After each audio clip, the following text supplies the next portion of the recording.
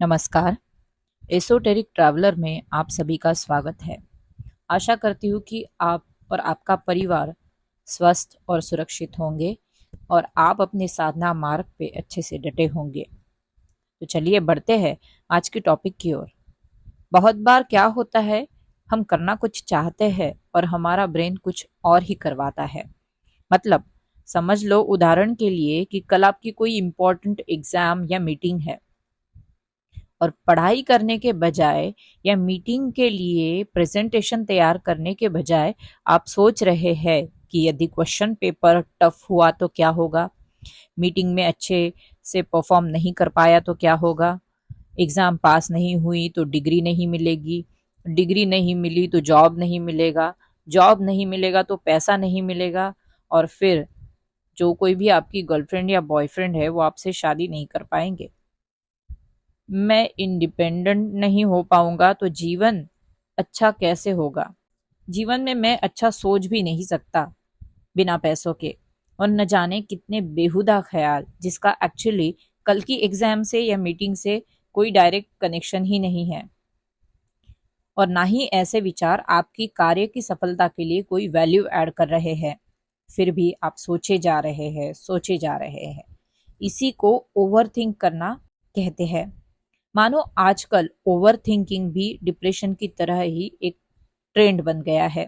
फिजूल के विचारों को सोच सोच के ओवर थिंकिंग को एक बीमारी का दर्जा दिया जा रहा है।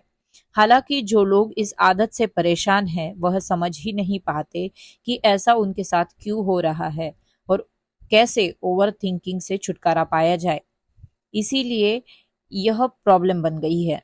ओवर थिंकिंग की वजह से कुछ प्रॉब्लम भी तैयार होते हैं, जैसे कि फोकस न कर पाना, मस्तिष्क पे प्रेशर बढ़ना, कभी कभी हार्ट बीट बढ़ जाना, एंजाइटी फील होना, कुछ भी करने का मन न करना, चीजें करने के लिए जी घबराना, चीजों को प्रोक्रेस्टिनेट करना, तनाव के कारण प्रोडक्टिविटी का घटना और सोशली पिछड़ जाना, और बहुत कुछ परिणाम ओवर थिंकिंग की वजह से आपके जीवन पर होते हैं। समाज में यह बहुत बड़ी गलत फहमी है कि जो बहुत ज्यादा सोचता है ना वह इंसान बहुत ही समझदार होता है, लेकिन असलियत में वह व्यक्ति हसीन सपने देखने वाले शेख चिल्ली की तरह ही बन जाता है। यह मजाक का विषय बिल्कुल ही नहीं है, लेकिन हमें बचपन से ही कितनी सारी गलत धारणाओं का शिकार बनाया जाता है, यह हमें पता भी नहीं होता। बहुत सारे टॉक्सिक पैटर्न्स को हम थंब रूल मानकर जिंदगी जीने लग जाते हैं। ओवर थिंकिंग भी एक टॉक्सिक बिहेवियर हैबिट है और आपको पता भी नहीं चल पाता कि आप इसके शिकार कब बन गए हैं। अब यदि आपको यह प्रश्न है कि ओवर थिंकिंग का अध्यात्म से क्या संबंध है, तो आपको बता दूं कि निश्चित ही संबंध है। जहां अध्यात्म शून्य यानी विचारों से परे जाने के लिए प्रोत्साहित करता है, वही ओवर थिंकिंग हमें अनजाने बोझ तले दबाना चाहती है।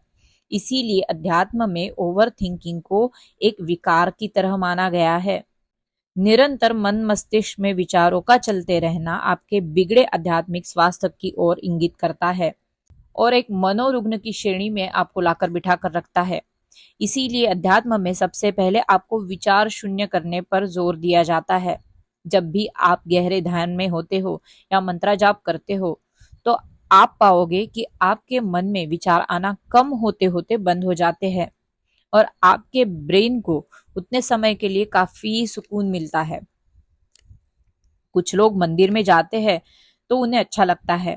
कहते हैं कि मैं तो सारी चिंताएं मंदिर में भगवान के पास छोड़ के आया हूँ। इसका क्या मतलब है, वो कहना क्या चाहते हैं? मंदिर में चांट हो रहे मंत्र और घंटियों का अल्ट्रासोनिक नाद ऐसी वाइब्रेशन निर्माण करता है जिसके कारण आपके विचारों की वाइब्रेशन थोड़े समय के लिए मिट जाती है और आप कहते हैं कि मैं भगवान को चिंताएं सौंप आया हूँ, मुझे अच्छा लग रहा है।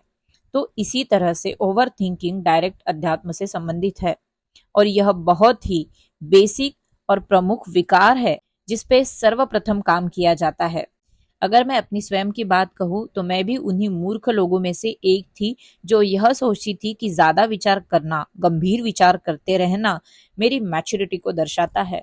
और ओवर थिंकिंग का बड़ा सा पहाड़ लिए मैं बड़े गर्व से मीम्स भी शेयर करती थी, लेकिन सार्कास्टिकली मीम शेयर करने वाली मैं जब पहली बार विपश्यना केंद्र गई तो समझ आया कि विचार शून्य होना कितना सुखद अनुभव है। और यह अनुभव तो मैंने सालों से किया ही नहीं था। और आज के दिन की बात अगर मैं करूं तो सही में मैं इतनी विचार शून्य रहती हूँ कि मानो लगता है कि जीवन इसी शांति में बीते। अगर आप भी ओवर थिंकिंग की बकबक से परेशान हैं तो एक बार जरूर विपश्यना केंद्र जाकर शांत चित्त का अनुभव करें। आपका जीवन धन्य हो जाएगा। ध्यान एक सबसे शक्तिशाली उपाय है ओवर थिंकिंग के विकार को जड़ से उखाड़ने के लिए। अगर आपको ध्यान की कोई विधि नहीं पता है और आप 10 दिन के लिए भी विपश्यना केंद्र अभी फिलहाल नहीं जा सकते तो कुछ दूसरे उपाय मैं आपको बताऊंगी, उसे ट्राई करें। लेकिन यह उपाय आपको ध्यान के जितना सुकून तो नहीं दे पाएंगे, लेकिन एलोपैथी मेडिसिन की तरह इंस्टेंट काम करेंगे और आपको मदद इससे जरूर होगी। तो सबसे पहली रेमेडी है ओवर थिंकिंग को कंट्रोल करने में, वह है मंडला आर्ट। यह काफी क्लिष्ट आकृतियां और रचना होती है। आसानी से एक पेन पेपर पे आप ज्यामितीय आकृति बनाकर, लाइक सर्कल हो गया, त्रिकोण हो गया, या सर्कल के फूलों की पंखुड़ियां बनाकर, ऐसे ज्योमेट्रिकल आकृतियां बनाकर आप इस बारीक नक्काशी से भर देंगे। इसमें कई घंटे लग सकते हैं, लेकिन यह इजी फ्री होम रेमेडी है। संडे या रात को सोने से पहले आप रोज 1 घंटा मंडला आर्ट करें तो यह आपको बहुत ही सुकून भरी नींद देगा। मैं स्वयं भी आज भी मंडला आर्ट करती हूँ। वैसे तो मेरा मन शांत है, लेकिन मंडला आर्ट बहुत ही सुंदर कलाकृति होती है, आसान भी है और आपका ध्यान केंद्रित करने का सबसे इंस्टेंट तरीका भी है, और इसके लिए आपको कहीं जाना भी नहीं पड़ता। दूसरी पावरफुल रेमेडी है कि कोई भी परफॉर्मिंग आर्ट सीखे, मतलब म्यूजिक में आप कोई इंस्ट्रूमेंट बजाना या सिंगिंग करना या नृत्य करना या थिएटर जैसी कला को आत्मसात करें। यह उपाय आपके समय के उपलब्धता पे निर्भर करता है, लेकिन यह आपको केवल ओवर थिंकिंग से ही नहीं बचाता, बल्कि आपका जीवन को जीने का जो अनुभव है ना, उसे सौंदर्यपूर्ण और पवित्र भी करता है। कोई भी कला एकमात्र चीज है जो काल, रंग, क्षेत्र, संस्कृति से परे है और अंतर मन को शांति देने का बहुत ही प्रभावी स्रोत भी है। अगला उपाय है अपनी फिजिकल एक्टिविटीज या एक्सरसाइजेस को बढ़ाइए। अगर आप बिल्कुल ही कुछ नहीं करते तो एटलीस्ट वॉकिंग या रनिंग जरूर करें, और पॉसिबल है तो योग और जिम करना भी काफी फायदेमंद होगा। यह उपाय भी आपकी शारीरिक, आर्थिक और समय की उपलब्धता पर निर्भर करता है, लेकिन बहुत ही कारगर है। अगर आप कहते हैं कि मैं दिन भर काम करता हूँ या करती हूँ फिर भी मैं ओवर थिंक तो करती ही रहती हूँ, तो एक्सरसाइज से क्या भला उतना फायदा हो जाएगा।